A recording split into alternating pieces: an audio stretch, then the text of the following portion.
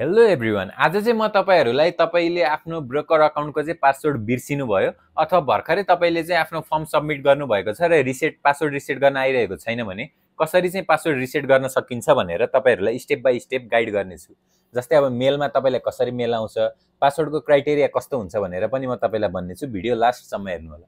त्यसको लागि तपाई सबैभन्दा पहिला आफ्नो कुनै पनि ब्राउजरमा गएर यहाँ युआरएल हुन्छ, त्यो युआरएल मा गएर तपाईले आफ्नो ब्रोकरको युआरएल चाहिँ टाइप गर्नुपर्ने हुन्छ। अब एक्जाम्पलको रूपमा मेरो 49 नम्बरमा चाहिँ मेरो खाता छ भने म अब tms49.nipsetms.com.np टाइप गर्छु। अब यो 49 को ठाउँमा चाहिँ तपाईको 20 नम्बरमा पनि हुन सक्छ, 42 मा पनि हुन सक्छ, 45 मा हुन सक्छ। तपाईले चाहिँ आफ्नो ब्रोकर अकाउन्ट खोल्नु जहाँ खोल्नु भएको छ त्यो ब्रोकरको नम्बर चाहिँ यो 49 को ठाउँमा रिप्लेस गर्नुपर्ने हुन्छ। अब यदि यसरी इन्टर गरिसकेपछि यस्तो इन्टरफेस खुल्छ। यस्तो इन्टरफेस खुलिसकेपछि यहाँ एउटा फरगट पासवर्ड भन्ने अप्सन हामीले देख्न सक्छौं। अब यो तपाईको पासवर्ड रिसेट गर्नको लागि यो अप्सनमा क्लिक गर्नु होला। अब क्लिक गरिसकेपछि तपाईलाई यसरी अर्को इन्टरफेस खुल्छ। अब यहाँ तपाईले चाहिँ आफ्नो युजर नेम टाइप गर्नुपर्ने हुन्छ। म चाहिँ यहाँ मेरो युजर नेम टाइप गर्दै छु।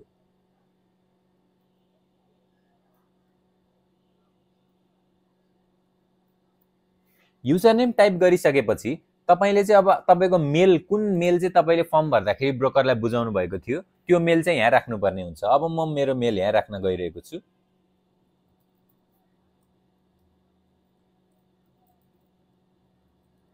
मेल यहाँ राखिसकेपछि तपाईले अब यहाँ सबमिट थिच्नुपर्छ। र सबमिट थिचिसकेपछि यसरी recent link is send to your mail ID भनेर यसरी यहाँ सक्सेसको लिंक तपाईलाई देखाउँछ। अब तपाईको लिंक सेन्ड भइसकेपछि तपाईले आफ्नो जीमेल खोल्नुपर्ने हुन्छ। अब नयाँ ट्याबमा गएर तपाईले आफ्नो जीमेल खोल्नु होला। यसरी जीमेल तपाईले खोलिसकेपछि सबैभन्दा पहिले तपाईको आइसकेको हुन्छ। यहाँ माथि नै टपमै छ मेरो पनि। अब यहाँ क्लिक गरिसकेपछि यहाँ यसरी रिसेट पासवर्ड भनेर एउटा अप्सन एउटा मेल आएको हुन्छ हाम्रो क्लाइन्ट आईडी सहित। अब यसरी आइसकेपछि यो भ्यालिडिटी चाहिँ जम्मा 1440 मिनेट यानी कि तपाईको एक दिनको चाहिँ यसको भ्यालिडिटी हुन्छ। एक दिन पछि गर्नुभयो भने यो लिंक एक्सपायर हुन्छ। यसरी रिसेट पासवर्डमा थिचिसकेपछि फेरि नयाँ तपाईको ब्रोकरकै इन्टरफेसमा चाहिँ तपाईलाई यसरी लगिदिन्छ। अब यो लगिसकेपछि तपाईले यहाँ पासवर्ड चुज गर्नुपर्ने हुन्छ। पासवर्ड चुज गर्दा चाहिँ तपाईले यस्तो क्राइटेरिया युज गर्नुपर्ने हुन्छ। जस्तै minimum caps 1, minimum special character 1, minimum digit 1, password length चाहिँ 8 देखि 14। जस्तै अब मेरो चाहिँ नाम सञ्जय हो भने अब मैले कस्तो खाले चाहिँ पासवर्ड चुज गर्नु पर्यो भने SANJAY 990 SANJAY 990 सञ्जय 990 गर्दाखेरि मिनिमम क्याप्स S ठुलो, सञ्जयको S चाहिँ ठुलो राख्नु होला।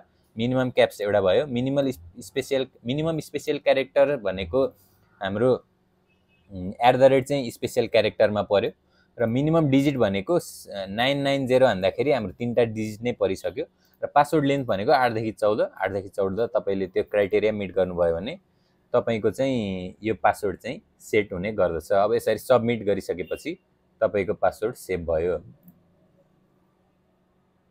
र यसरी चाहिँ तपाईले आफ्नो ब्रोकर अकाउन्टको चाहिँ पासवर्ड रिसेट गर्न सक्नुहुन्छ। र तपाईले भर्खरै कुनै पनि एउटा आफ्नो आईडी खोल्नु भएको छ भने पनि तपाईको मेलमा त्यसरी नै तपाईलाई मेल आएको हुन्छ र त्यसरी नै रिसेट पासवर्ड भन्ने अप्सन पनि आएको हुन्छ र त्यसरी नै तपाईले आफ्नो पासवर्ड चाहिँ रिसेट गर्न सक्नुहुन्छ। Thank you for watching.